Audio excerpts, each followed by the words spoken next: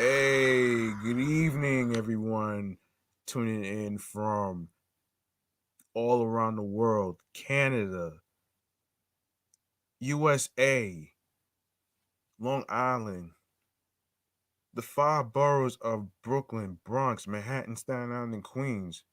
I'm your man, G Money Stacks, aka Lonely Nomad, aka YouTuber with two shows on YouTube, aka The Gregonator, aka the host with the most, aka rookie podcaster of Queens, New York.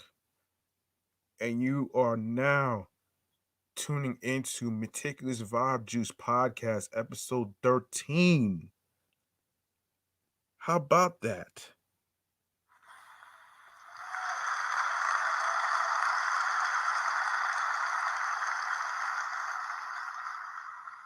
And if you're new to the YouTube world and you miss any previous episodes whatsoever, don't worry. I got you. All you need to do is go subscribe to the Meticulous Vibe Juice Podcast YouTube channel page. Be sure to enable alerts. Grab the subscribe button, please, so you can be reminded of when the show goes in the air live via live stream. So you can, watch out for upcoming episodes, previous episodes that was recorded that will automatically be posted and uploaded to the channel YouTube page. And also be sure to leave a like and a comment alongside with the topics that was being reviewed. Um, be sure to share the video. Be sure to tell a friend, spread the word. And also be sure to share the podcast alongside with all your streaming platforms. And I added another streaming platform, which I will discuss at the end of the show. So stick around for that. All right. Now, let's get to it. So we're gonna do our first segment, and this segment is about the TV shows and movies. So this segment is called the Chillax Man Cave Popcorn Lounge. Yes, it is. And as you can see, our first movie we are going to review is a classic movie from 1988, The Players Club.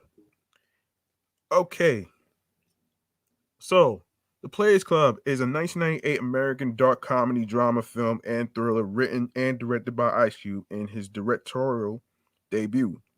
With Ice Cube, the film stars Bernie Mac, Monica Calhoun, Jamie Foxx, John Amos, A.J. Johnson, Alex Thomas, Charlie Murphy, Terrence Howard, Faison Love, and Lisa Ray in her first starring role. Okay. All right. All right. Let's go over the music soundtrack, shall we? Okay. A successful soundtrack was released on March 17th, 1998, peaking at number 10 on the Billboard 200 and number 2 on the top R&B and hip hop albums. It featured artists such as the film star Ice Cube, DMX, Master P, and Jay-Z, among others. Now we go to the reception. Box office. The movie debuted at number 5. It went on to gross 23,047,939.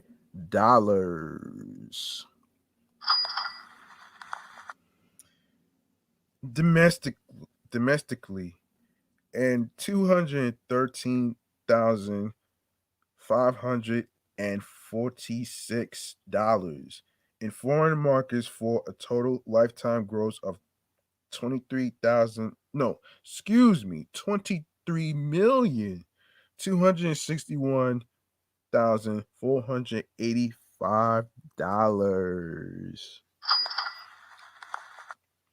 Critical response on Rotten Tomatoes on the film has an approval rating of 31% based on 16 reviews with an average rating of 5.20 out of 10. Okay, next movie. I did talk about this shit with a worker of mine from Big Lots Supermarket actually, and when I told her about the whole thing, I didn't even know that the whole thing, because I didn't get the title concept at first when I saw the movie. I'm like, half baked.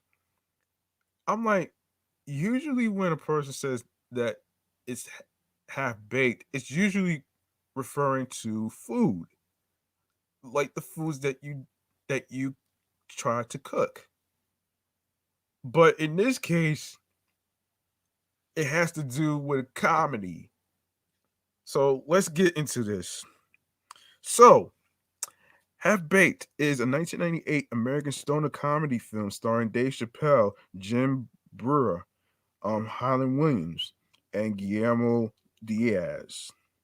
The film was directed by Tamara Davis, co-written by Chappelle and Neil Brennan, and produced by Robert Simmons. Though Half Baked was a box office failure and received generally negative reviews, it has since obtained status as a cult film. Holy shit! A cult film? I didn't even notice. I never really think of this as a fucking cult film, man. This is the most hilarious film that everybody's pretty familiar with, and I'm pretty sure everybody who is, you know, you know, can relate to being stoned and high and stuff like that due to the Woodstock years and stuff. I wasn't even born when Woodstock happened, but but it is what it is, man. Anyway, all right. So, um, the release Half Baked hit theaters in the United States on January 16th, 1998, earning 7,722,540 rather in its opening weekend, ranking at number 6, which is far worse than the Players Club, man. Are you serious? Damn. That's crazy. Um all right. And by the end of its run, grossed 17,460,020 dollars.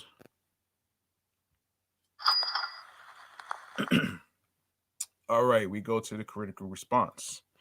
Half Baked received generally negative reviews from critics. On Rotten Tomatoes, it has an approval rating of 29% based on reviews from 24 critics.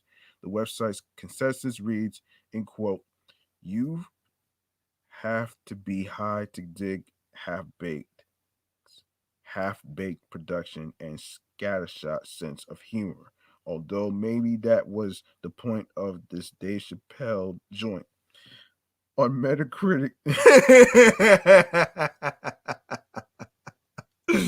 Oh shit. Oh man, that shit is funny. Yeah. So Metacritic, the film received a score of 16 out of 100 from critics, indicating overwhelming dislike. Brandon Kelly of Variety wrote, in quote, "A couple of hash brownies short." Oh shit. A couple of house brownies short of a satisfying cinematic picnic. Wait. Am I reading this right?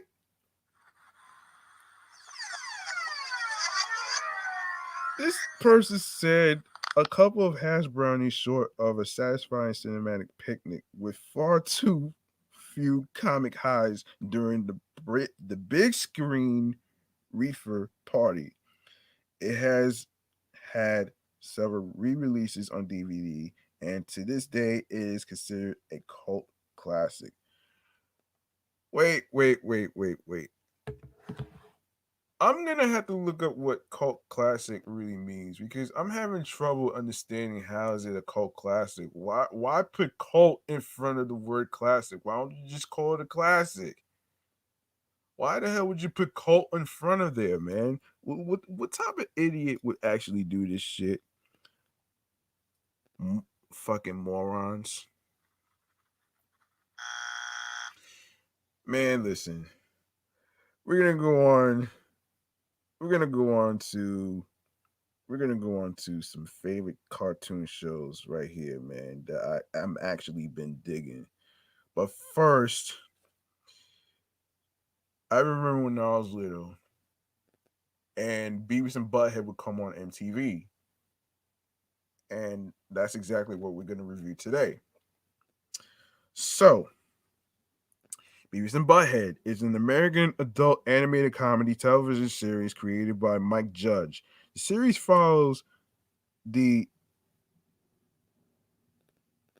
the eponym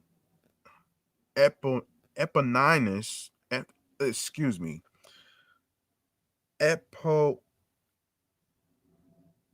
Eponymous, Beavis and Butthead, both voiced by Judge. Sorry about the butcher. Um, a pair of teenage slackers characterized by their apathy, lack of intelligence, lowbrow humor, and failure to attract women. Oh, oh shit. Oh shit. And I didn't even know it did 8 seasons, man. Damn. Damn. Oh man. Um, let's see. Okay, characters originated in Judge's 1992 short film Frog Baseball. The hell? Er? Frog Baseball? What does the frog have to do with baseball? Are you fucking kidding me? Which was broadcast by MTV.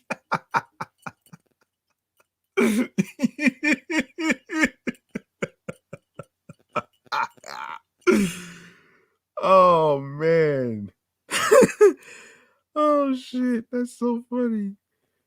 Um, which was broadcast by MTV's animation showcase Liquid Television.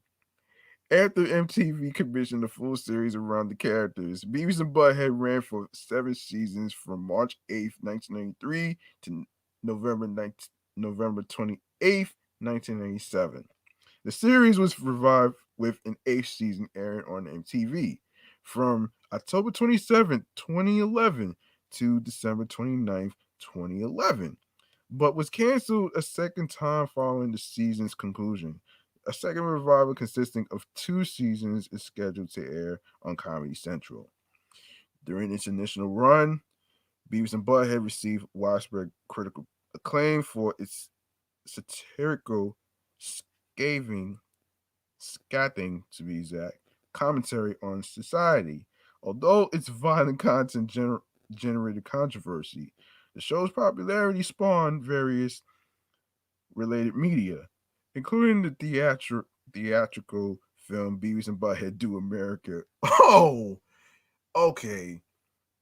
I don't know if I remember watching that, but um, I may have to look into that in 1996. Yeah.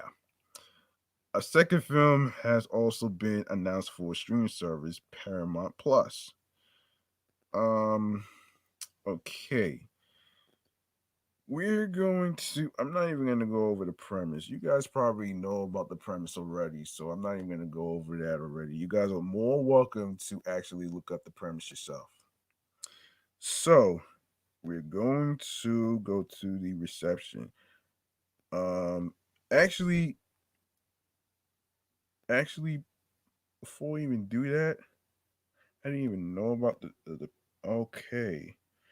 Um, Before I continue with this, let me see if I can actually do one more movie, which is Beavis and Butthead Do America, which I will gladly review, and then I'll continue the rest of the TV show. So let's um let's get into this, man. So Beavis and Butthead Do America is a 1996 American animated political satire comedy adventure film based on the MTV animated television series Beavis and Butthead.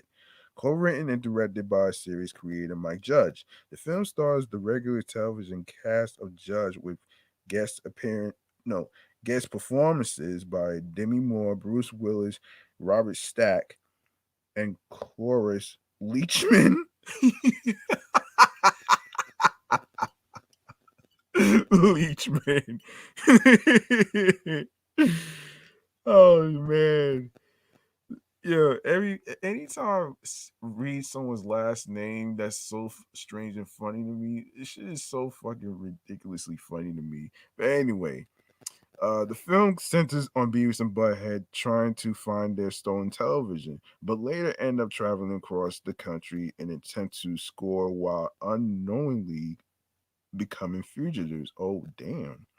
Wanted by the FBI and the ATF. Oh boy. Um, of course, the movies. I don't know, man. I can't really read the ratings, so I'm not even gonna go there. So the movie budget is 12 million, and the box office it did $63.1 million.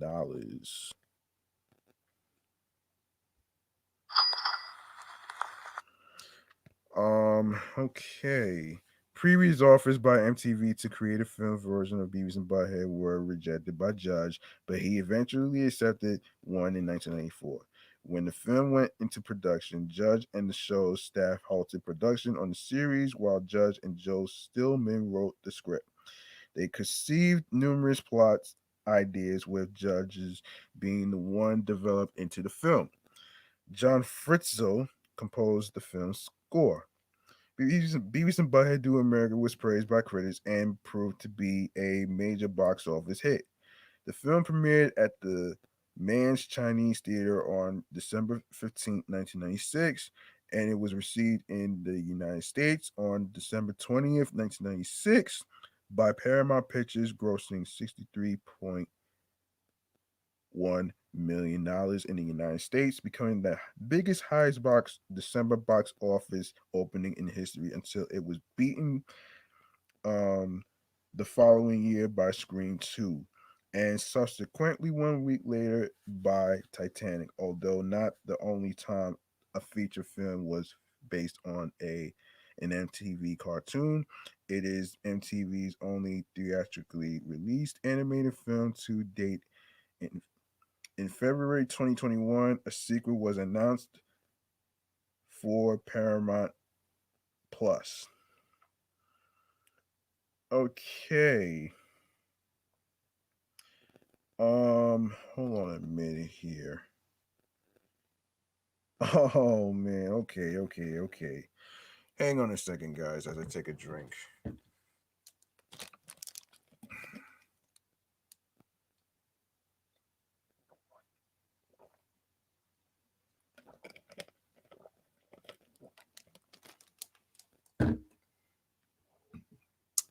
Okay.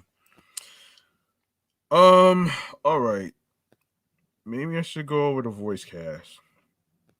So the voice cast are Mike Judge as Beavis and Butthead, Tom Anderson, Van Drissen, and Principal McVicker. Bruce Willis as Muddy Grimes, Demi Moore as Dallas Grimes, Cloris Leachman as old woman on the old woman on the plane and bus. Robert Stack as Agent Fleming.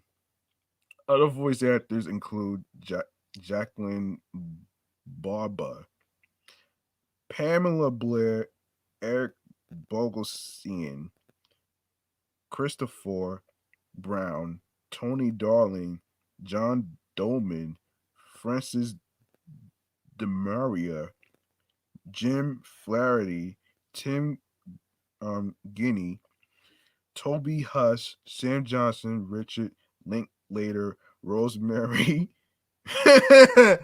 Oh man, Rosemary Mc, Mc McNamara, um, Harsh, Harsh Nair, Karen Phillips, Dale Reeves, Mike Rushchak, and Gail Thomas. Greg Kinnear had an uncredited role as ATF agent Bork. David Letterman had a role as a Motley Crue roadie and was credited under Earl Hofert. Now we go to the reception. Box office. Beavis and Butthead Do America opened in North America on December 20th, 1996, and earned $63.1 million at the U.S. box office after opening at number one with $20.1 million. It had a $12 million production budget. Critical reception. Um, The film holds a 72% approval rating on Rotten Tomatoes based on 53 reviews with a weighted average of 6.43 out of 10. Who knew? The consensus reads Beavis and Butthead Do America is unabashedly offensive, unapologetically stupid, and unexpectedly funny. On Metacritic, the film has a 64 out of 100 rating based on 16 critics, indicating, in quote, generally favorable reviews. Roger Ebert of Chicago Sun-Times praised the film as a vulgar satire on American youth and compared it favorably to Wayne's World. Yeah, I guess you could equate and relate to that. Um, on the film review show Cisco and Ebert's reviewing partner Gene Cisco gave the film a modest recommendation, having been taken with the two lead characters. Ebert and Cisco ultimately awarded it a two thumbs up rating, and Newsweek raves outrageously funny. Awards and nominations. Okay, BMI Film and TV Awards. Um, John Fritzl won 1997 MTV Movie Awards Best On Screen Duo, Worst New Star, um, Worst Screen Couple, 17th Golden Raspberry Awards, which is Beavis and Butthead, nominated. Home Media. The film was released on VHS on June 10th, 1987, and on DVD on November 23rd, 1999. By Paramount Home Entertainment, the bonus feature on the disc were a widescreen presentation and two theatrical theatrical trailers. The film was released on a special edition DVD in 2006 as the edition that doesn't suck. Oh shit.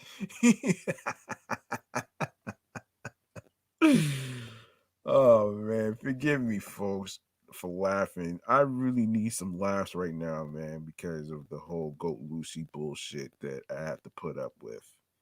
Um which is short for which Goat Lucy is short for Lucifer, by the way, which is very insulting, folks. So don't go around calling guy friends Goat Lucy's just because they got goatees and whatnot. Which I will do a separate episode on my other podcast, which is off the Meat Rat Chains New York podcast. So don't don't really worry about that.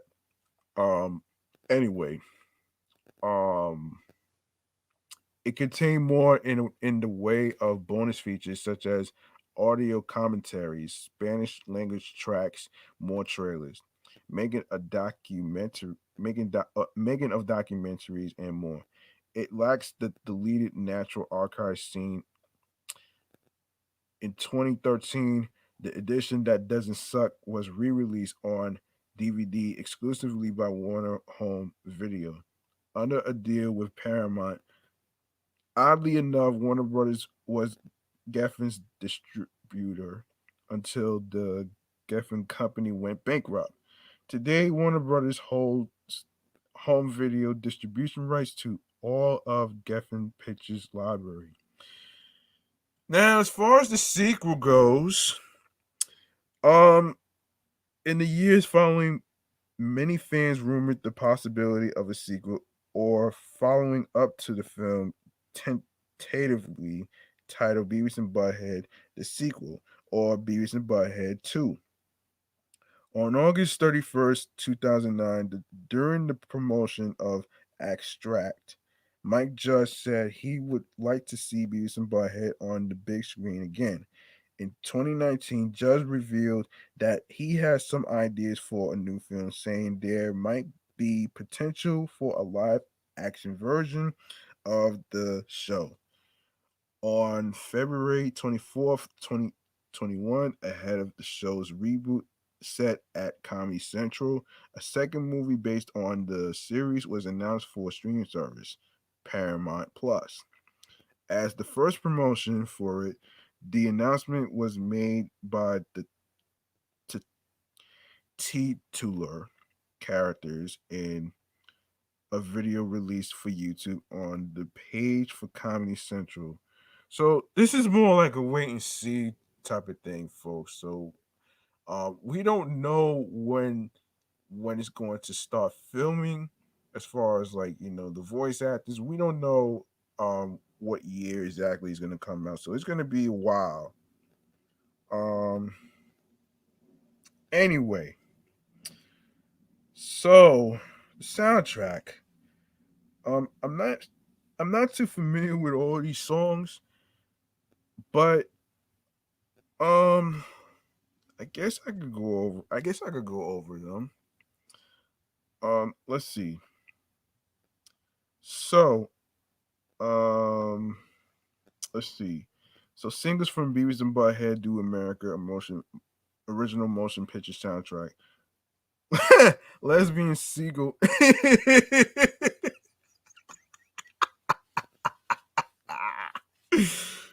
Oh my gosh. Released 1996.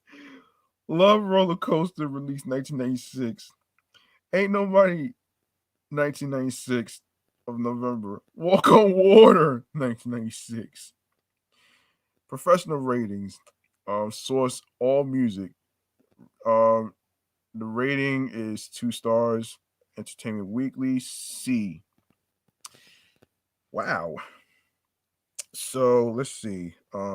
Here are the songs. So Two Cool Guys, Isaac Hayes, Love Roller Coaster, Red Hot Chili Peppers, Ain't Nobody, Ella Cool J, Rat Finks, Suicide Tanks, and Cannibal Girls.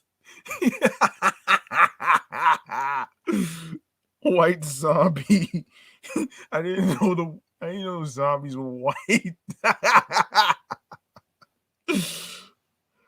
um, I want to riot, Rancid, and with Stubborn All Stars. Walk on Water, Ozzy Osbourne. Snakes, no doubt.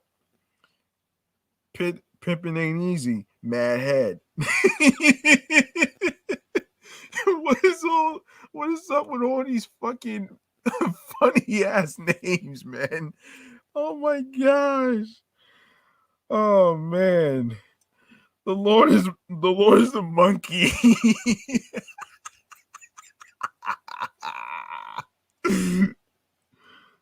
Oh man, butthole surfers.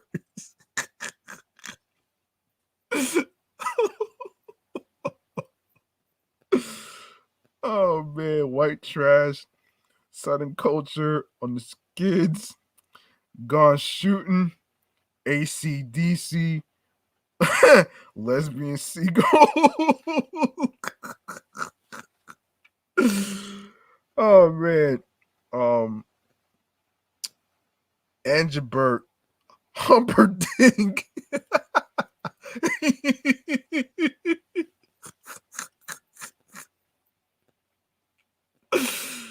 Oh my goodness. All these fucking names, man. Oh man. Oh my gosh. This is the funniest shit that I actually have to read, especially with people's names though.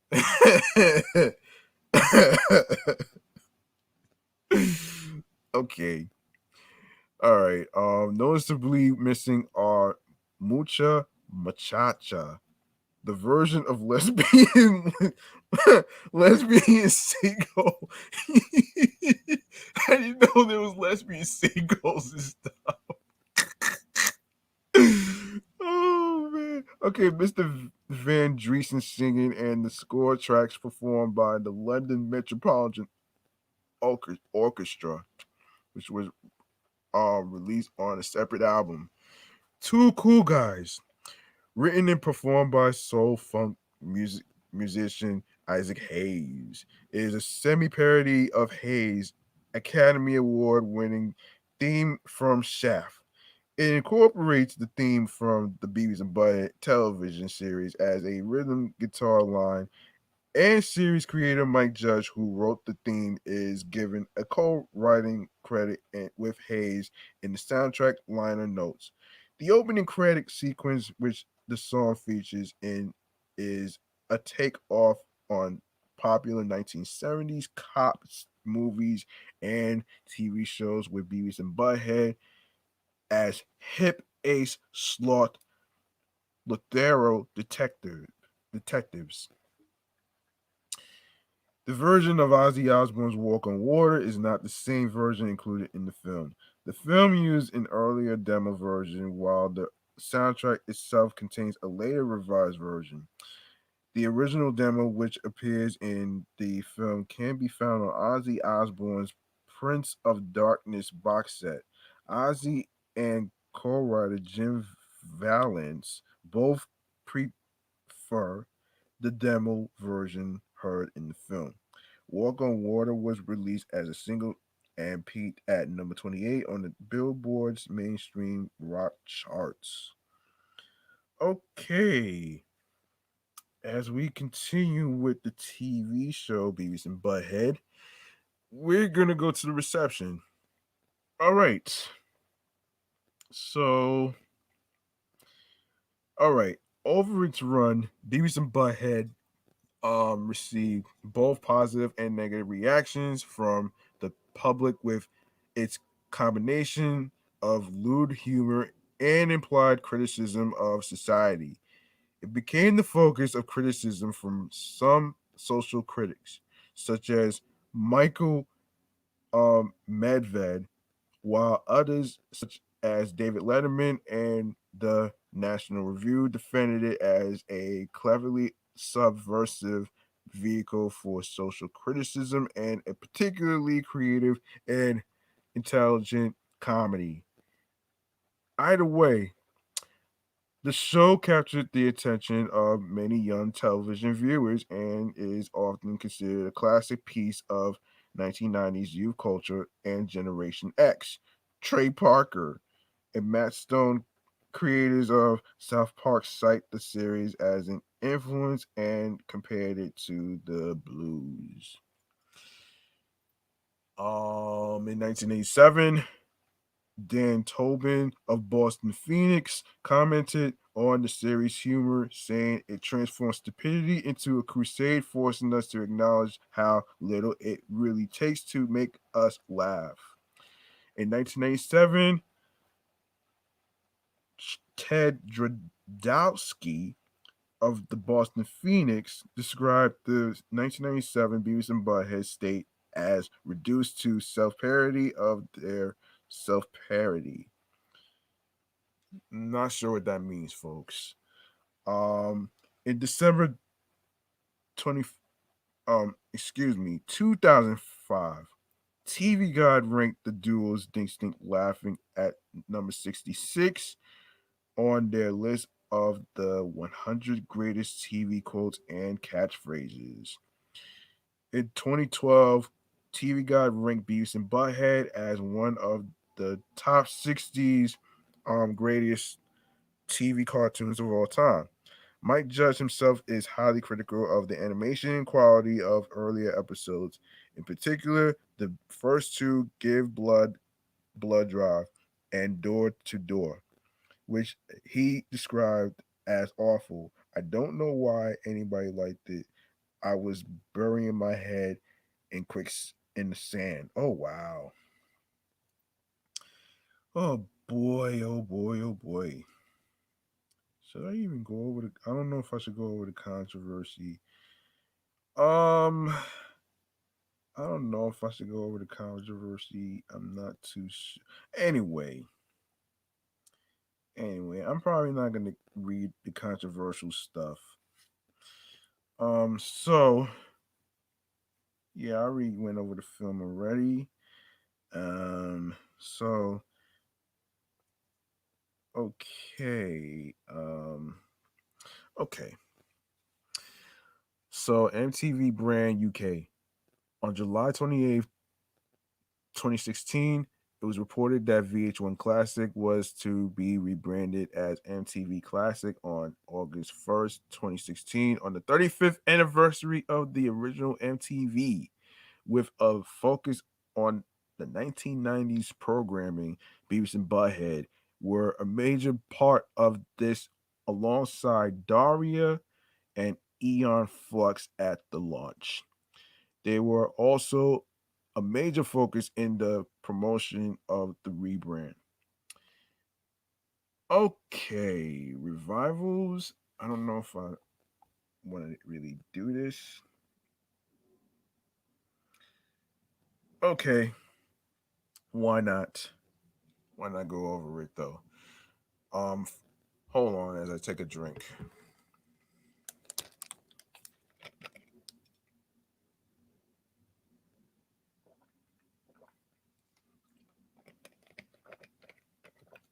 All right, all right. Let's see how much time I have. All right, all right. We'll wing this episode off. All right. First revival. On July 14th, 2010, a spokesperson for MTV Networks informed a New York Post reported that Mike Judge was creating a new Beavis and Butthead series, that Judge would reprise his voice acting roles for the show, and that the animation would be hand drawn. According to TMZ, MTV had not asked Tracy Grandstaff to reprise her role as Daria Morgendorfer. What? What kind of last name is this? Oh shit. Later in the Rolling Stone interview, Judge was asked if Daria was coming back, and he said, "No, there's sort of a cameo in one episode. That'll be a surprise." As in the old series, Beavis and Butthead are high school students who, among other things, criticize contemporary music videos. In an interview with Rolling Stone, MTV president Van Toffler said the duo will also watch Jersey Shore, Ultimate Fighting Championship matches, and amateur videos from YouTube, as well as give movie reviews. End quote. The the biggest change is obviously the references are updated. It's set in modern day, and there's going to be a movie review segment. Lynn said. Otherwise, they're still true to their prior passions. John Altshuler, formerly a writer for King of the Hill, told a Rolling Stone reporter that he saw signs that Mike Judge was thinking of reviving Beavis and Butthead. On more than one occasion, Judge told the writers that one of their ideas for an episode of King of the Hill would work well for Beavis and Butthead. Eventually, he concluded, end quote, maybe we should just actually make some good Beavis and Butthead episodes. Later, A Lady Gaga video convinced Van Toffler to of the tenability of a Beavis and Butthead revival. I felt like there was a whole crop of new artists, and what the world sorely missed was the point of view that only Beavis and Butthead could bring it. As part of a promotional campaign for the new series, cinema screening Jackass 3D opened the feature film with a 3D Beavis and Butthead short subject.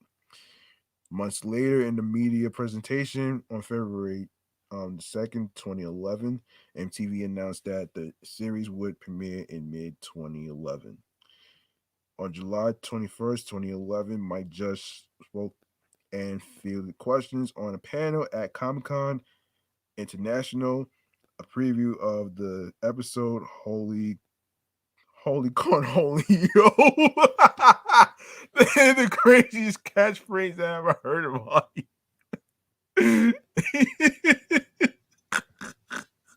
Oh shit. That is one of the funniest catchphrases of all time.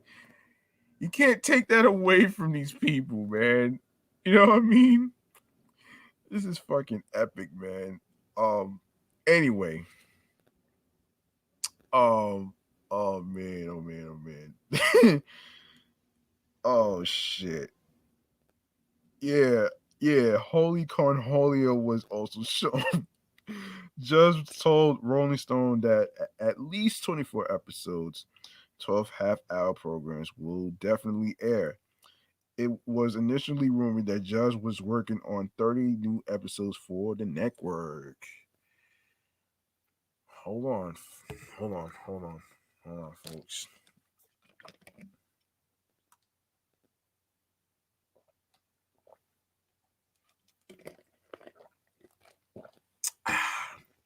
All right. The new episodes debuted in the United States and Canada on October 27th, 2011. The premiere was dubbed a ratings hit with an audience of 3.3 million total viewers. The number eventually dwindled to 900,000 by the season's end, mainly due to its challenging time slot pitted against regular prime time to be exact, shows on other networks. From April 24th, 2012 to May 1st, 2013, the show remained on the bubble for renewal, with no official decision being made to be exact. According to Mike Judge, MTV's modern demographic are females 12 to 14 years old, and the network is looking for other networks to ship the show to. The main title card displays the title as Mike Judge's Beavis and Butthead with Judge's name replacing the MTV logo. Hmm. Interesting. Interesting take. Comedy Central aired the show as part of their animation block over Christmas in December 2020. No, 2011 to be exact, but was not picked up for a new season or syndication. This would be the second time the show has aired on Comedy Central, the first being between subsequent airings in 2004 and 2005. Second revival. On January 10th, 2014, Mike Judge announced that while he's busy working on Silicon Valley, there is a chance of his pitching Beavis and Butthead to another network and that he would not mind making more episodes.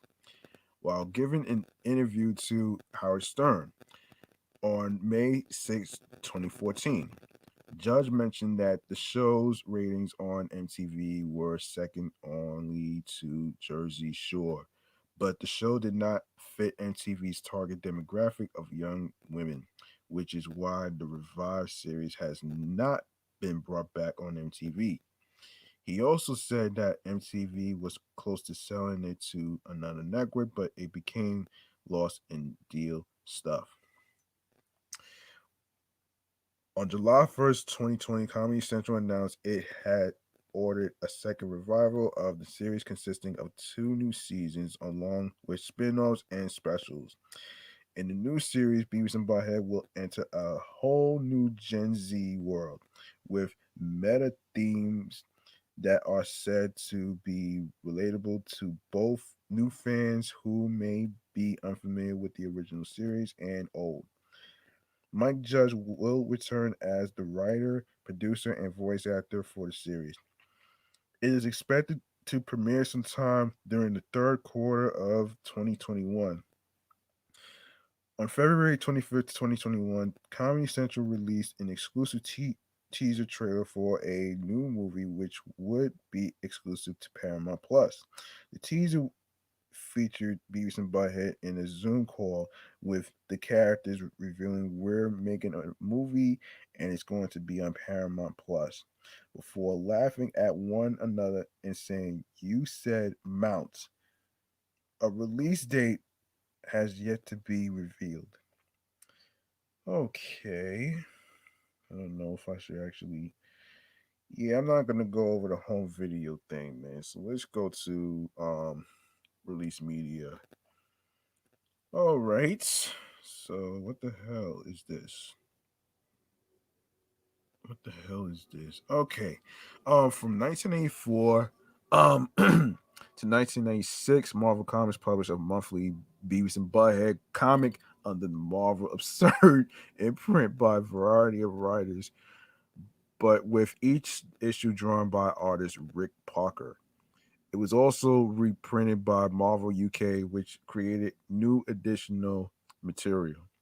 The letters page was answered by Beavis and Butthead or one of their supporting characters as a comic counterpart to the cartoon's music video rifling segments.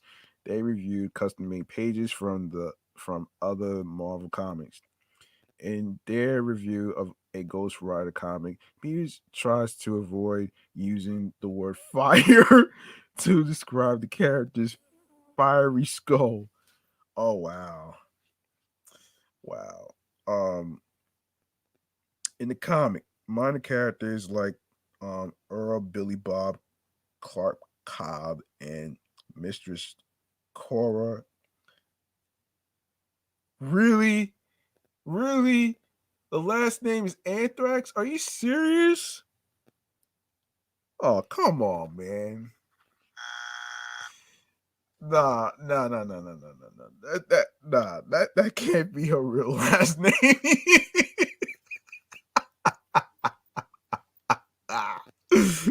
Oh shit. Oh my gosh. Um, would get repeated appearances. Earl was quite regular, and Anthrax. Oh shit. Was in two issues and got to answer a letters page. AC/DC Ball Breaker World Tour. In 1996, Beavis and Butthead were featured in ACDC's Ball Breaker World Tour for the album of the same name.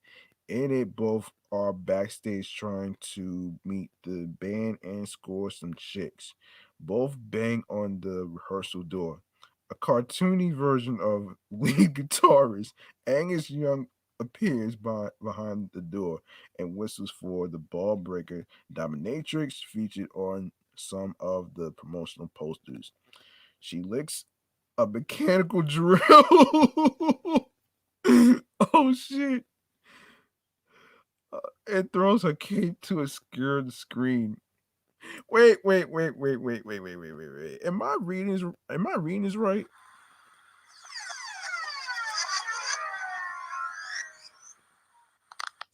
This this person said she licks a mechanical drill and throws her cape to obscure the screen. Oh wow.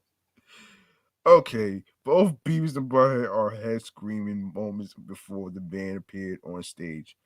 Uh, the promotional film can be found on ACDC's DVD box set. Plug Me In. As for Daria, a spinoff based on classmate Daria Morgendorfer, premiered in 1997. Ju- Mike Judge was not involved at all except to give permission for use of the character, created by Glenn um,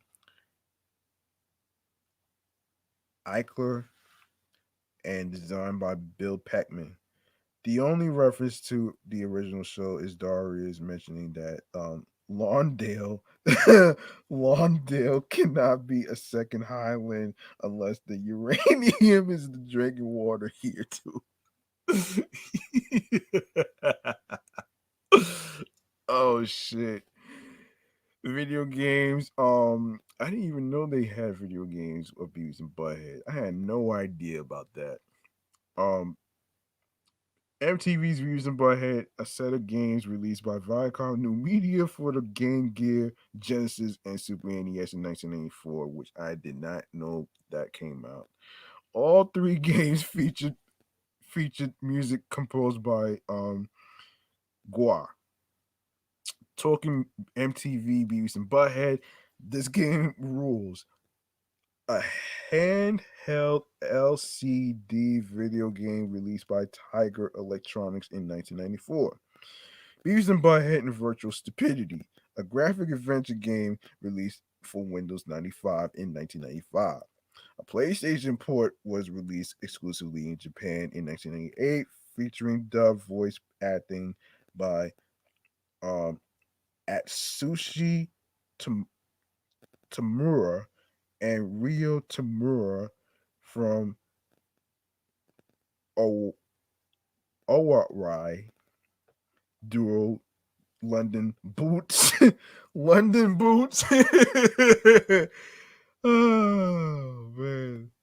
Music by Head and Calling All Dogs, a collection of desktop themes for Windows 95, released in 1995 by Viacom New Media. Beavis and Butthead in Wiener Time.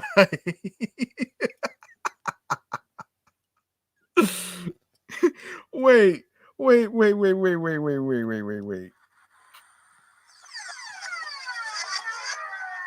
Is that the name of the thing? Is that the name of the shit? Beavis and Butthead and Wiener Takes All? Oh man, that's funny.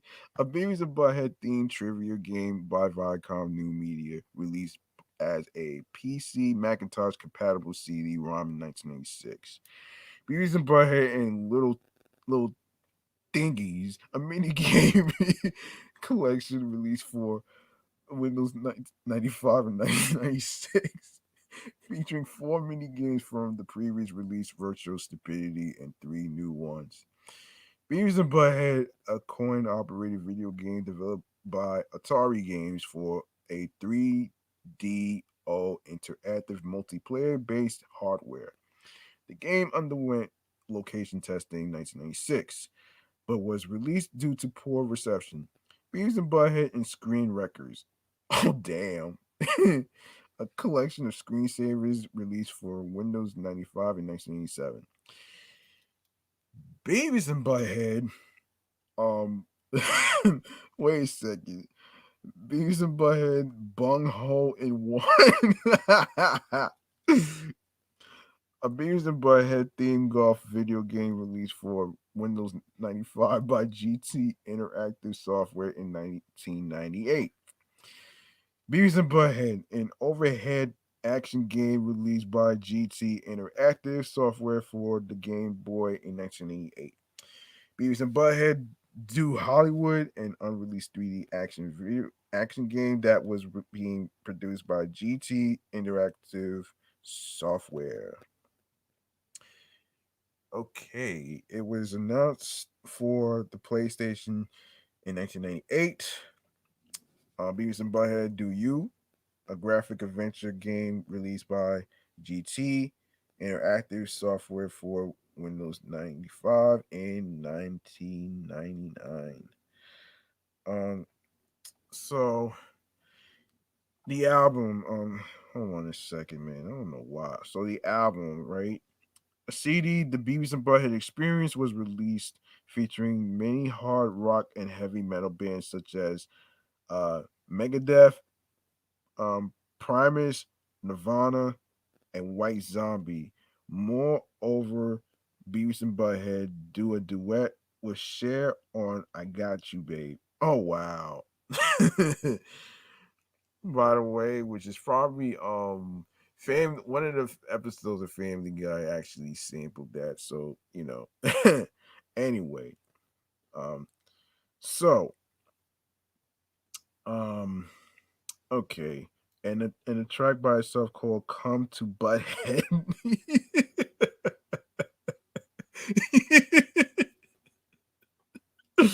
Oh shit.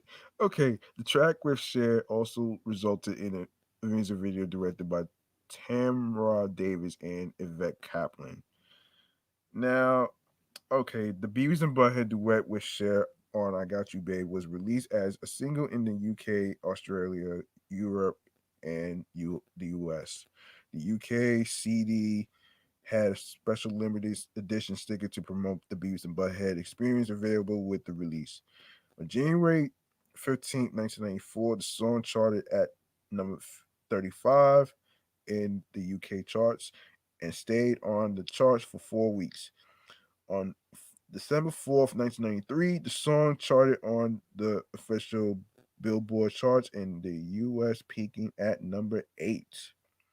The single also charted at number 69 in Australia, 19 in Belgium, 18 in Denmark, 19 on the European Hot 100, 9 on the Netherlands Dutch Top 40, 10 on the Netherlands Top 100, and 40 in Sweden. So the slot is in 2019, Gosselman's group UK based game studio Blueprint Gaming launched the Beavis and Butthead online slot. The new slot features moments and scenes from the TV show and film. The branded game was among the 10 most exposed slot games in UK online casinos days after its release in late May 2019. Okay, now we go to another favorite TV show, which is Futurama. Okay, um, hold on. Let's see how much time I have. All right, we can wing this. Okay, Futurama is an American animated science fiction sitcom created by Matt Groening that aired on Fox from March 28th, 1999 to August 10th, 2003, and on Comedy Central from March 23rd, 2008 to September 4th, 2013. The series follows the adventures of slacker Philip J. Fry, who is s- um, cre- cryogenetically preserved for 1,000 years and is revived in the 31st century.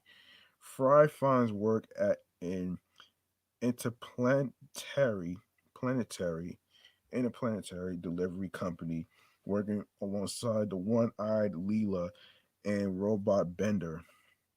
The series was envisioned by growing in the mid 1990s while working on The Simpsons. He brought David X. Cohen up aboard to develop storylines and characters to pitch the show to Fox. Okay, um, let's see. Um, all right. So let's see. Following its initial cancellation by Fox, Futurama began airing reruns on Cartoon Network's Adult Swim programming block, which lasted from 2003 to 2007. It was revived that year as four direct to videos films, the last of which was released in early 2009. Comedy Central entered into an agreement with 20th Century Fox Television to syndicate the existing episodes and air the films as 16 new half-hour episodes constituting the fifth season. In June 2009, Comedy Central picked up the show for 26 new half-hour episodes, which began airing in 2010 and 2011. The show was renewed for a final seventh season, with the first half airing in 2012 and the second in 2013. Um, yeah, an audio episode featuring the original cast members was released in 2017 as an episode of Nerdist podcast. Futurama received critical acclaim throughout its run and was nominated for 17 Annie Awards, winning 7, and 12 Emmy Awards, winning 6. It was nominated 4 times for a Winter Guilds of America Award, winning for the episodes Goodfellas.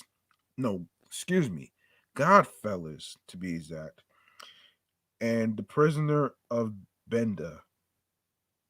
It was nominated for a Nebula Award and received Environmental Media Awards for the episodes. The Problem with Poplars and the Futurama Holiday Spectacular merchandise includes a tie-in comic book series, video games, calendars, clothes, and figurines. In 2013, TV Guide ranked Futurama one of the top 60 greatest TV cartoons of all time. Now I'm not even gonna really go into the hallmarks. I don't think I'm gonna go into the hallmarks. I'm not gonna go into this. Okay. Let's see.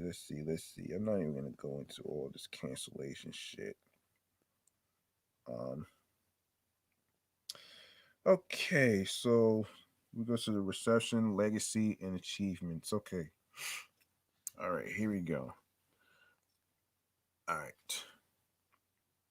The show received critical acclaim. The first season holds an 89% approval rating at review aggregator site Rotten Tomatoes, based on 80 reviews, an average rating of 8.75 out of 10.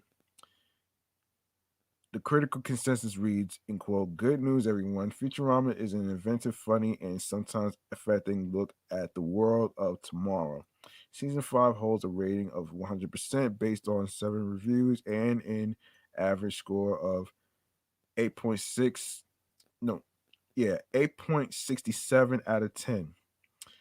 Season 6 has an approval rating of 100% based on 16 reviews, and the average rating is 8.31 out of 10. The website's critical consensus states, in quote, "Good news, everyone. Futurama is as funny and endearing as ever in its sixth season. The last season received a rating of 92% and an 8.24 out of 10 average score based on 12 reviews." So we go to the success. Futurama's 7 p.m. Sunday time slot caused the show to often be preempted by sports and usually have a later than average season premiere. It also allowed the writers and animators to get ahead of the broadcast schedule so that episodes intended for one season were not aired until the following season. By the beginning of the fourth broadcast season, all the episodes to be aired that season had already been completed, and writers were working at least a year in advance. When Futurama debuted in the Fox Sunday night lineup at 8:30 between The Simpsons and The X-Files on March 28th, 1999, it managed 19 million viewers, typing for 11th overall in that week's Nielsen ratings. The following week, airing at the same time, Futurama drew 14 million viewers. The third episode, the first airing on Tuesday, drew 8.85 million viewers. Though its ratings were well below The Simpsons, the first season of Futurama rated higher than competing animated series King of the Hill, Family Guy, Dilbert, South Park, and The PJs. The future when Futurama was effectively canceled in 2003, it had averaged 6.4 million viewers for the first half of its fourth broadcast. In late 2002, Cartoon Network acquired exclusive cable syndication rights to Futurama for a reported $10 million, equivalent to $14 million in 2019. Um, all right. In January 2003, the network began airing Futurama episodes as the centerpiece to the expansion of their Adult Swim comic no, excuse me, Adult Swim cartoon block. Yes. Um in October 2005, Comedy Central picked up the cable syndication rights to air Futurama's 72 episode run at the start of 2008. Following the expiration of Cartoon Network's contract, Comedy Central teaser trailer announced the return of Futurama March 23rd, 2008, which was Bender's Big Score divided into four episodes, followed by the other three movies. On June 24th, 2010, the season six premiere, Rebirth, drew 2.92 million viewers in the 10 p.m. time slot on Comedy Central. The second episode of season, the sixth season to be exact, in a Gata da Lila. Oh wow. Aired at 10:30 p.m. Immediately following the season premiere. In a Gata da Lila drew 2.78 million viewers. This was the series premiere on the network, with original episodes the fifth season had previously aired on the network, but it had originally been released in the form of the four direct to video films. Okay, we go to accolades. Okay, 1999 Annie Awards. We got Primetime Emmy Award, um, Outstanding Achievement in an Animated Television Program, Outstanding Individual Achievement for Writing in an Animated Television. Okay, Futurama nominee, it got nominated. Ken Keeler got nominated. Outstanding Animated Program, Primetime Emmy Award. A big piece of garbage nominated. Outstanding Individual Achievement for Directing in Animated Television Production. Brian Sheasley won Annie Award 2000. Um, Outstanding Achievement in a Primetime or Late Night Animated Television Program. Futurama nominated. Outstanding Individual Achievement for Directing in an Animated Television Production. Susie Dieter nominated. Primetime Emmy Award. Outstanding Individual Achievement Animation. Bart, no, no, no, no. Bari Kumar won. Okay. Environmental Media Awards. TV episodic comedy. The Problem with Poplars. Uh, Annie Awards, Outstanding Individual achievement for voice acting by a male performer um, in a animated television production. John DiMaggio won Annie Awards in 2001. Outstanding individual achievement for writing in an animated television production. Ron Wiener. The icy wiener shit. um, let me see how much time I have. Okay. I'm gonna do one more cartoon review for Archer, and then I'll do the music review after. So don't worry. I'm gonna wing this. Okay.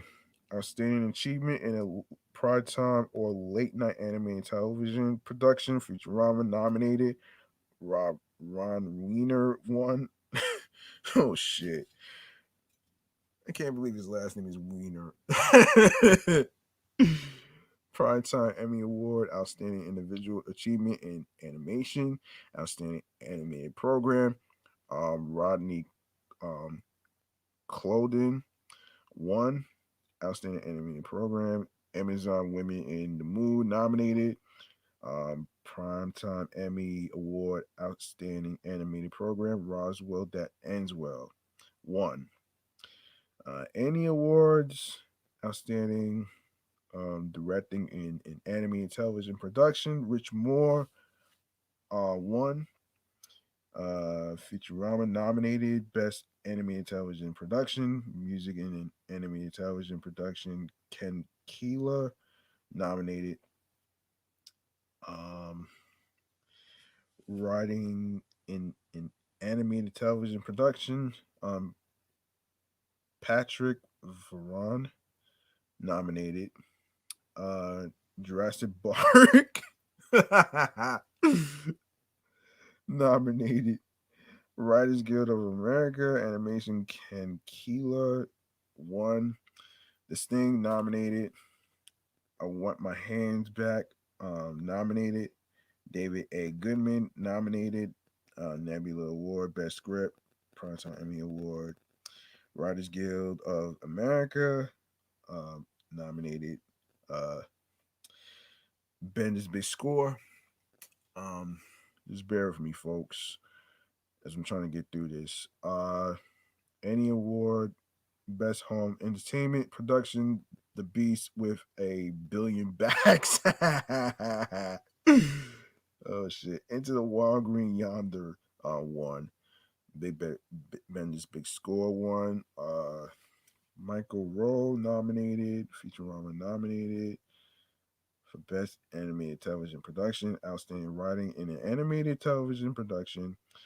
Outstanding Animated Program. The Late Philip J. Fry won.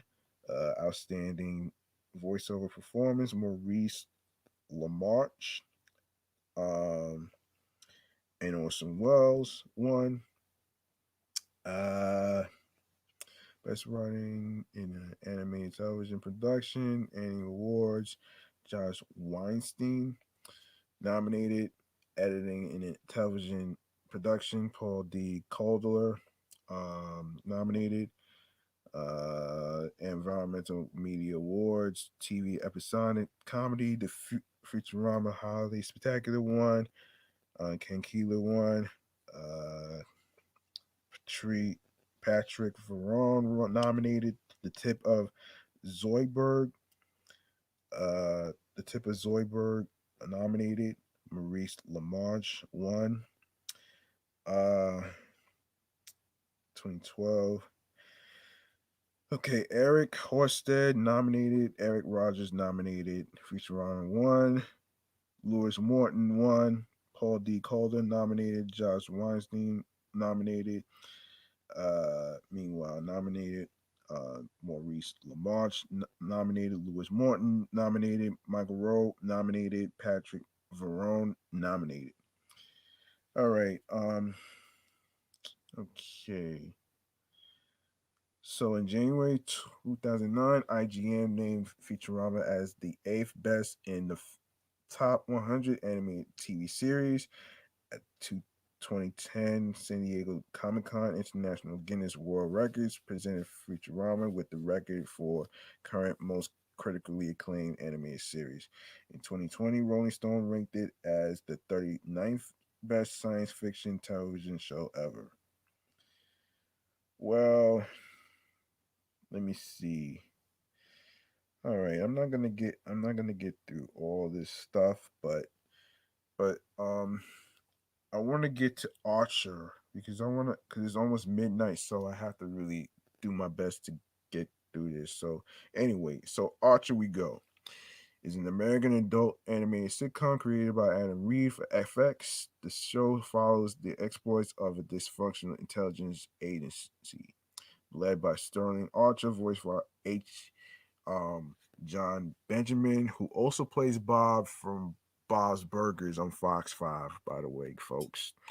And seven of his colleagues, his mother, Mallory Archer, Jessica Walter, Lana Kane, excuse me, Aisha Tyler, Cyril Figs, Chris Parnell, Cheryl Tunt, Judy Greer, Pam Poovey, Amber Nash, Ray Gillette, Gillette, uh, Reed, and Dr. Algernon Krieger, Lucky Yates. Oh shit. Oh man.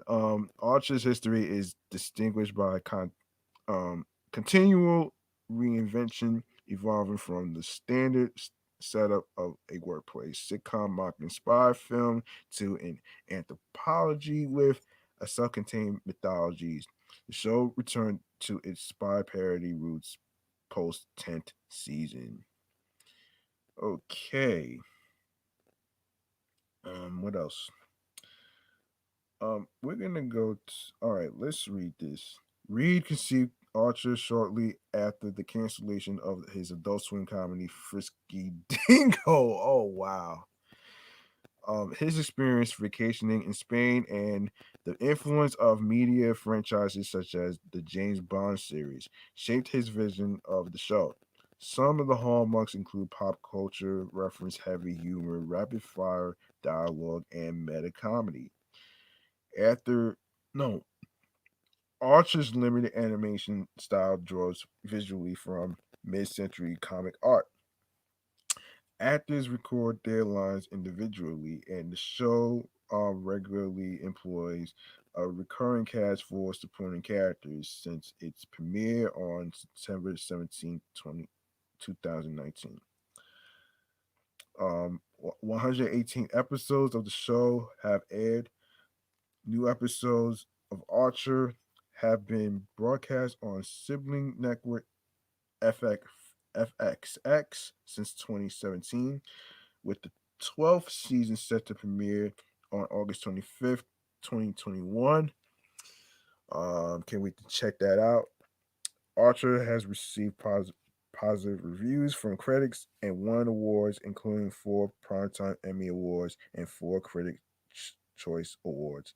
It also received 15 annual awards, nominations, among others, for outstanding achievement in animation, writing, direction, and voice acting. The show has spawned various forms of licensed merchandise, including books and an album, resulting from sustained success. Okay, reception. Okay, we got Rotten Tomatoes. All right, 95%, 20 reviews. Seven, Metacritic 78. Rotten Tomatoes 100%, 14 reviews. Metacritic 88, 12 reviews. Um, 12 reviews.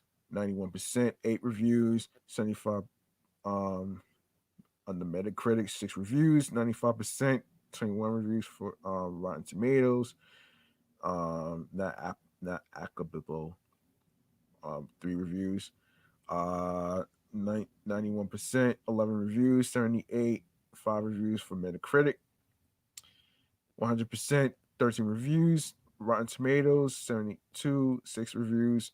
Metacritic 67% reviews, 12 reviews. Rotten Tomatoes, there's not applicable again, 3 reviews, 91%, 11 reviews, 74, um, 4 reviews. Metacritic 80%, 5 reviews, not applicable, 3 reviews, for Metacritic. Okay, Archer has been well received by the media. A number of TV critics have complimented the work of the voice actors, often singling out Benjamin for further praise. Tim Goodman from Hollywood Reporter, for example, viewed Benjamin's acting as the bedrock of Archer. Oh, wow. Mixing rants, mumbling, whining, and a stop and start delivery style that is no perfect for comedy. Other reviewers cited the writing, the crew's sensibility, and characterization among the show's most satisfying attributes. The main characters have been described as exceedingly well defined. Chris Barton of the Los Angeles Times called Archer the smartest, strangest animated show on TV this side of Rick and Morty. And Entertainment Weekly journalist Ken Tucker praised the series for its solid plotting, vividly distinct characters, and some of the most unexpected punchlines and sight gags in primetime. Um,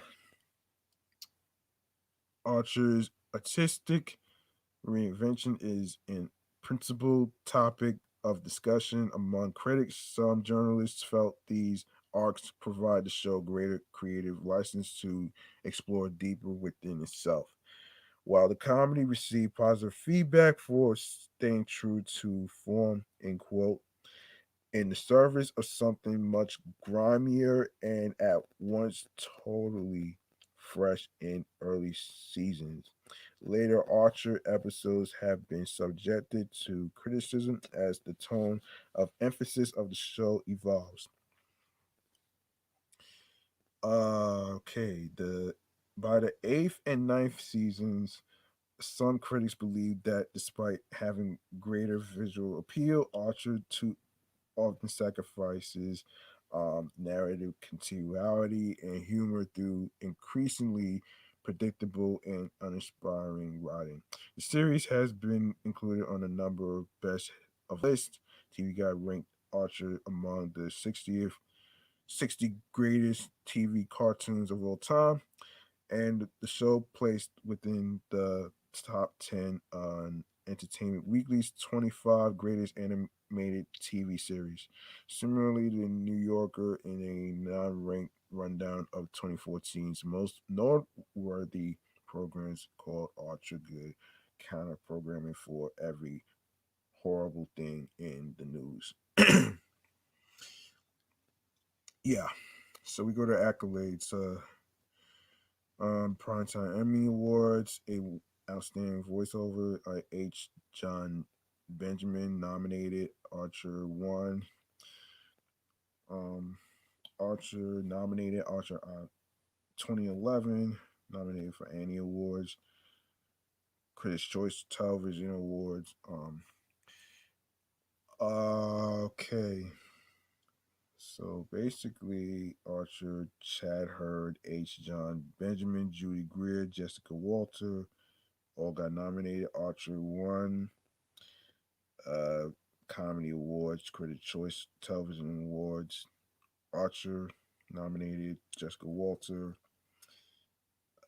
Best General Audience Animated TV Broadcast Production. Emmy Awards 2013. Voice acted in an animated television or other broadcast venue. Jessica Walter nominated. Archer won. Archer nominated. Adam Ford. Um, Annie Awards, Critic Choice Television Awards, Archer won Best Animated Series, Outstanding Animated Program, nominated. Aisha Tyler nominated, Archer nominated, uh, Annie Awards, Brian Fordney nominated, Critics' Choice Television Awards, Best Nominated. No, excuse me, Best Animated Series, Archer won. Outstanding Animated Pocket Listing nominated, Mark Peterson, Tim Farrell, won. Annie Awards, Brian Fordney nominated. The Figgis Agency won. Mark Peterson, Tim Farrell, and Brian Fordney won. Archer Dreamland, No Good Deed nominated. Evan Reed nominated. Archer nominated. Archer PI app nominated. Archer nominated. Road Trip nominated. Archer nominated. The rest is just nominated. Okay. Yeah. So I'm not even going to the companion book. So I just want to get to one more thing I need to get to, and this is regarding a performer who I watched perform in Staten Island, and she also performed in Brooklyn, which I will get a chance to watch the performance in Brooklyn, hopefully tomorrow. Um, um, the person I've been following for months, her name is it Lizzy Ash Lee. So I did get a chance to listen to her music, right? So she's part of the segment called Music Kool Aid. And basically, what that is basically a segment about music artists such as singers and rappers, where we go over their bodies of work, where they have performed as far as entertainment venues and stuff. I mean, the, the list just goes on. You know what I'm saying? Um. Anyway, um, this goes to show. Okay. All right. Here we go. So, for those of you who may not know who she is, I'm gonna fill you in. Okay, your favorite ice cream sundae mixed with the best toppings you can buy. That is what a Lizzie Ashley song will do to your inner emotions. Raw talent. A singer, songwriter, dancer, actress, and model. Lizzie has studied film and television at the New York Conservatory for Dramatic Arts. She created no she's creative, directs her own music videos, and will occasionally edit a few short pieces for her fans. Lizzie is known for her bubbly personality, bright smile, and unique voice. When she's not dancing and expressing her wild side during a live performance, like R&B singer Kalani, she is presenting her more down to earth alternative indie pop style similar to artists like Janae Aiko. Her first release was a single entitled Rose Colored Glasses. Many compared her at that time to the great icon Amy Winehouse. That's a weird combination, but I don't know. Um, you can catch her songs on the radio in Florida, ATL, and New York City. Lizzie's single "Feel" has really opened doors. Check out Lizzie Ashley's music on Spotify and chime in to see what the future holds for this bright star. And as I said, I did watch her perform. I did watch her perform in Staten Island, actually, and of course, it was very interesting. And speaking of interesting, I did take a look at the discography and the music and the singles that I just listened to. So 2021. I don't like you. And then there's the funniest single that I ever heard was Mr. Krabs. Oh, and although I didn't get a chance to watch the video, but I will get a chance to check it out when I have the chance. Although Mr. Krabs is a hilarious song that I ever heard. But I'm like, wait a minute, I know Mr. Krabs is from SpongeBob. Everybody knows that. But you know what? Let me get down to this though, man, because I gotta wrap this shit up anyway. Um, so I mean, let me just say this though, man.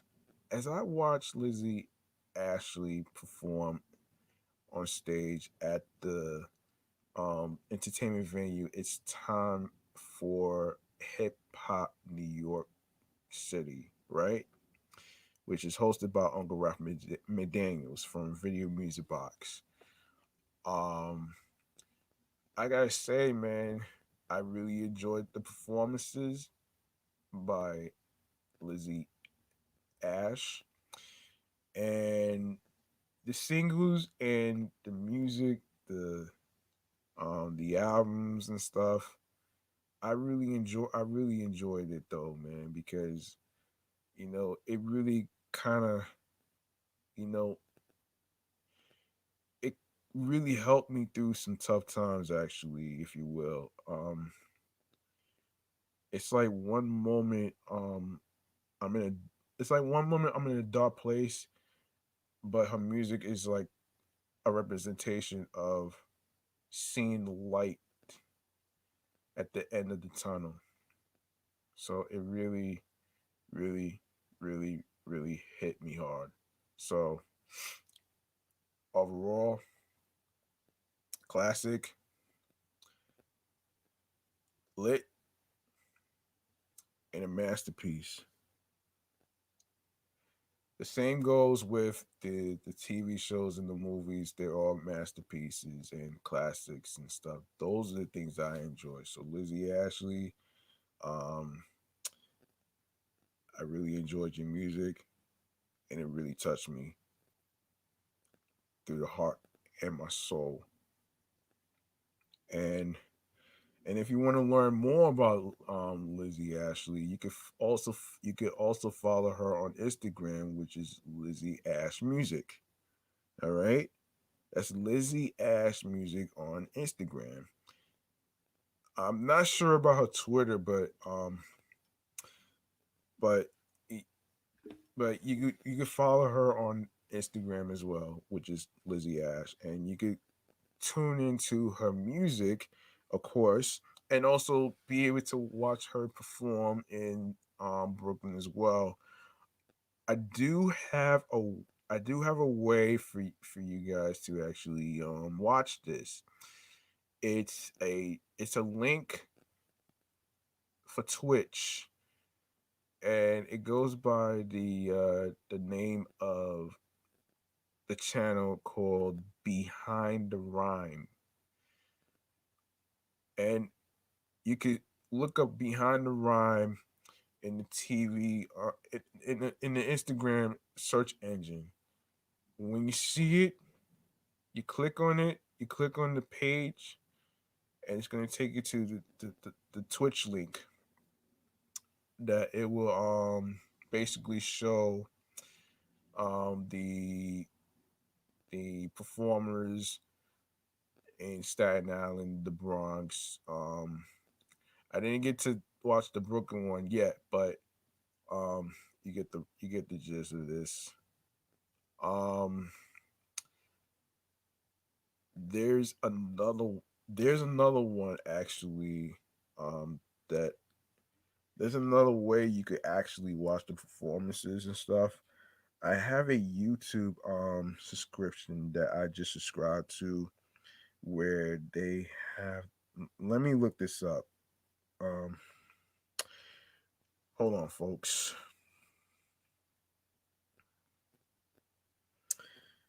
Um, wait for this to load. And Yes. Here we go. Here we go. Here we go. So the YouTube channel where you can watch the performances and the performances in Staten Island and stuff like that. Let me see. Let me see. This was 2 days ago. This was in Brooklyn. All that was in Brooklyn. This was in what is it? The Bronx. Then there's of course Staten Island. The YouTube channel is called Full Blast Radio, and that's basically the YouTube channel um that I'm looking at right now. So you guys have two ways for you to actually watch the performances and stuff. That's Full Blast Radio on YouTube, and there's the Rhyme um behind the rhyme on Instagram.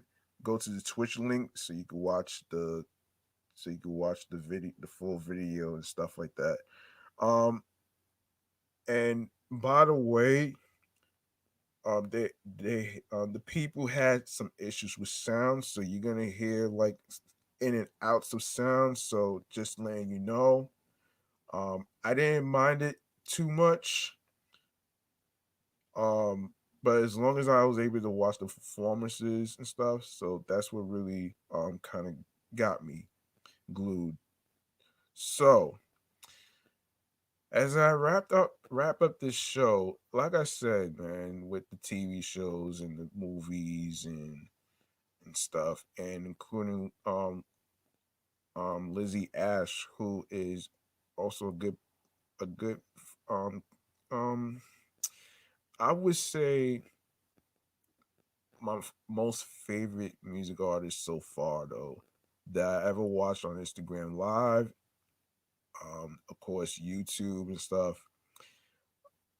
And like I said, man, her music is a classic, fire and a masterpiece, man. And I wish you more success in your music career. And this is G Money Stacks from Meticulous Vibe Juice Podcast and Off the Meat Rat Chains New York podcast. Actually, um, basically letting you know, keep up the good work and never give up on your dreams. All right, and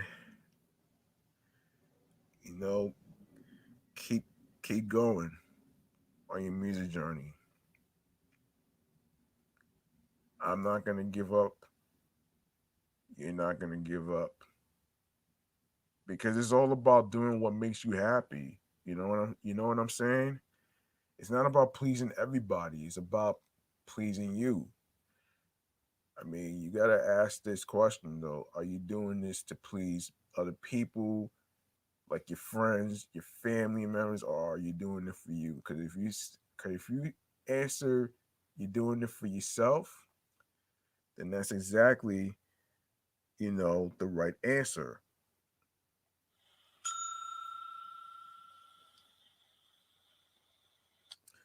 And a round of applause for Lizzy Ash for performing in Staten Island and the Bronx. No, Brooklyn, excuse me.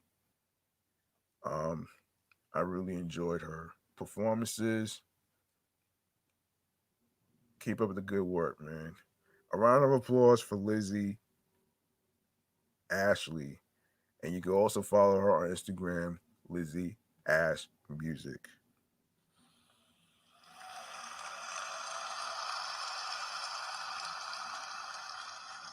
And that's gonna be a wrap on this show today. Listen, if you like what you heard,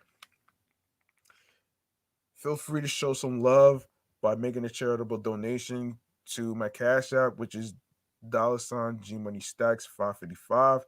That's capital G, lowercase Money, capital S, um, lowercase t. ACKZ and then 555 right there.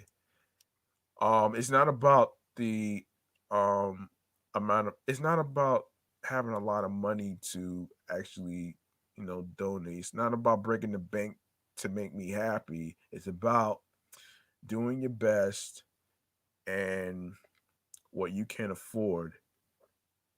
All right. You can't put a price on support. And that's a fact. And I know times is tough with the whole pandemic thing going on and stuff like that. But you know what? Whatever amount you can afford will be appreciated.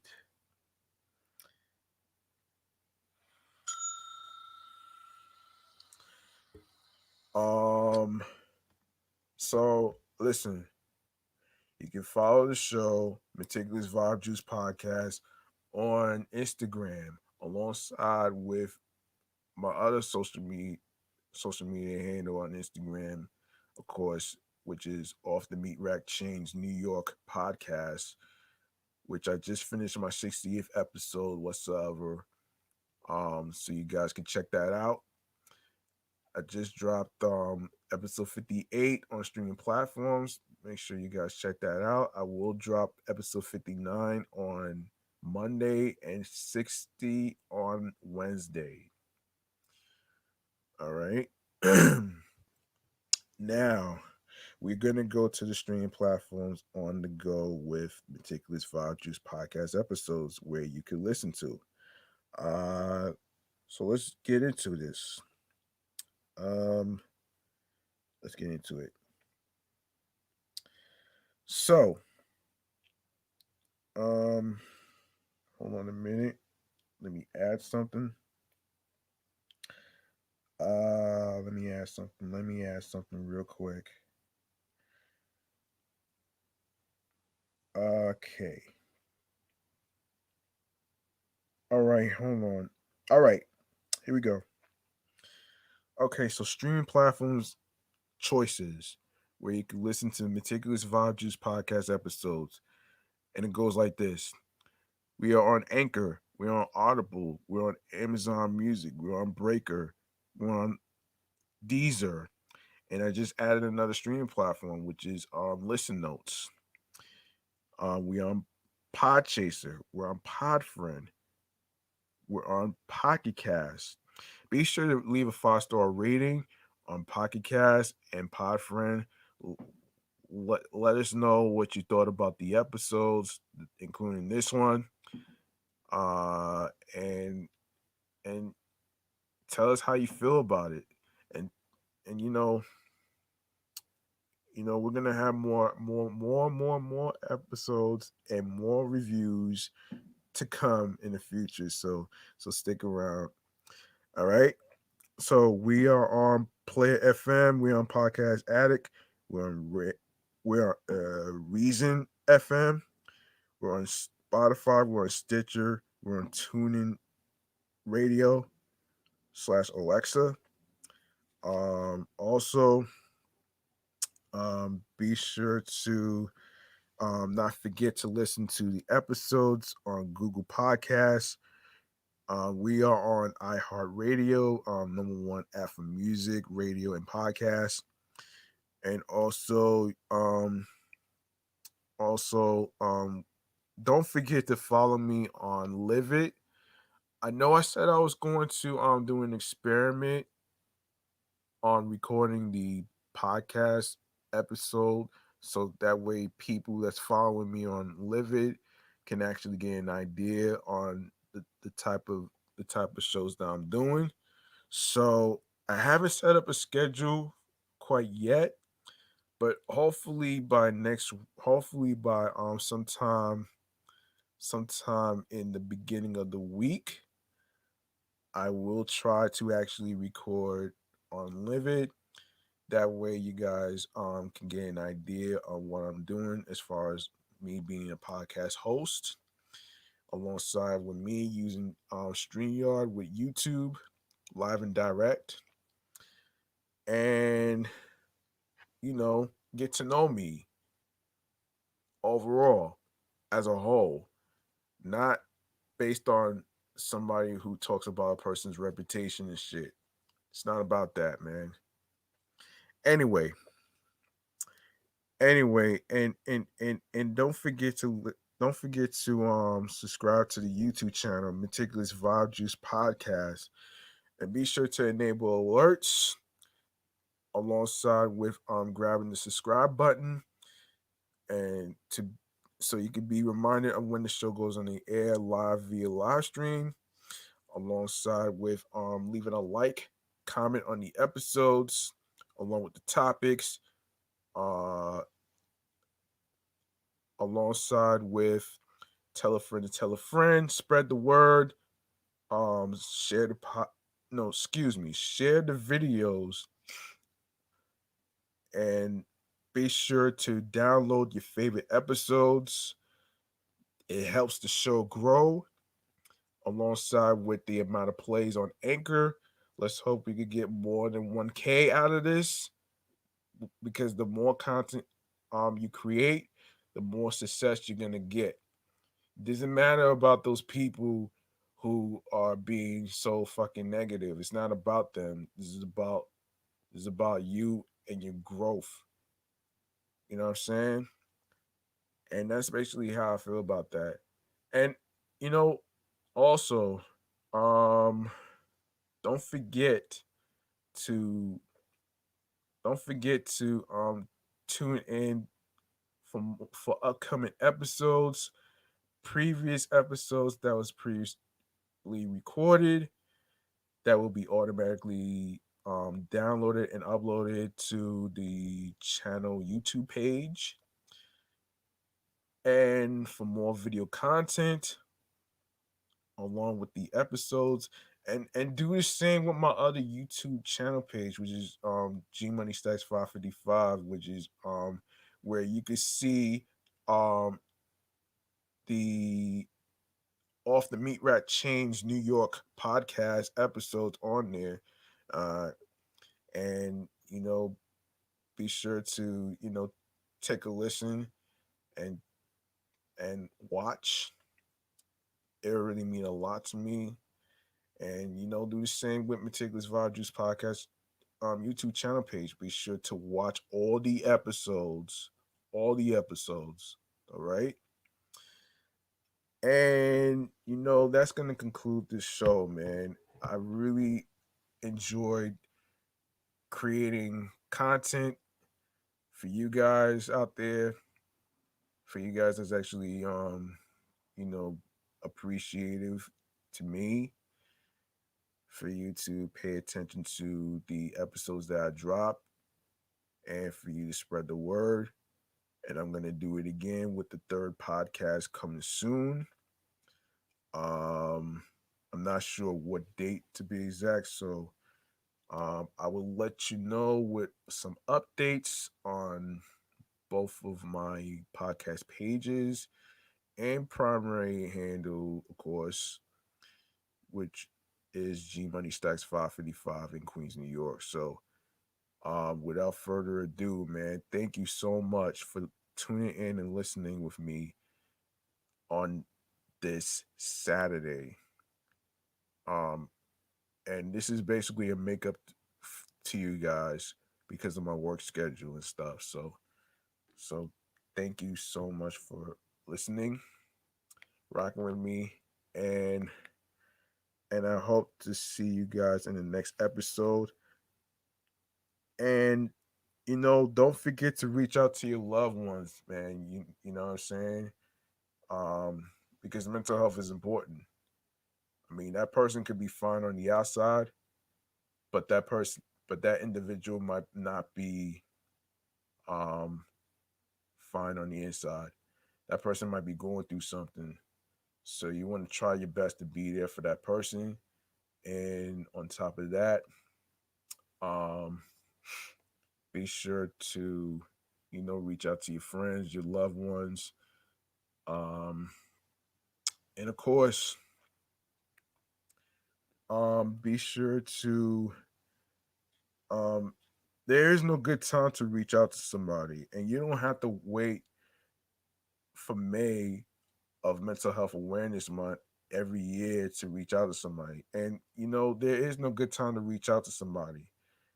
And I will say this though before I wrap up though, like, follow your heart when it comes to your dreams, especially when it comes to you being an artist, whether it's being a radio personality, podcast host, whatever career field you're going to. Listen, don't let anybody stop you, especially the the online flizzies on the internet. And for those of you who may not know what online flizzy means, it's basically, internet thugs who got nothing else to do to actually do dumb shit and troll people for no reason whatsoever with this stupid cancel culture shit. So, anyway, man, you know what you do when you reach success and, prove these haters wrong? You eat them up Homer Simpson style like this.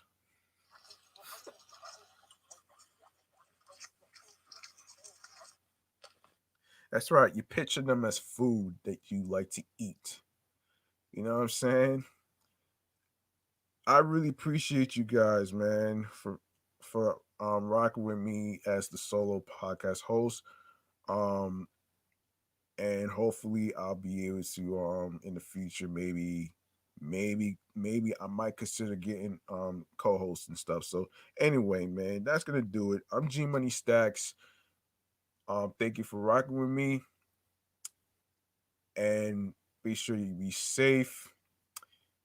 Be sure to check on your loved ones with the hurricane going on. Make sure you have enough food supplies, water, towels, paper towels, toilet paper, everything that you need. That's very important.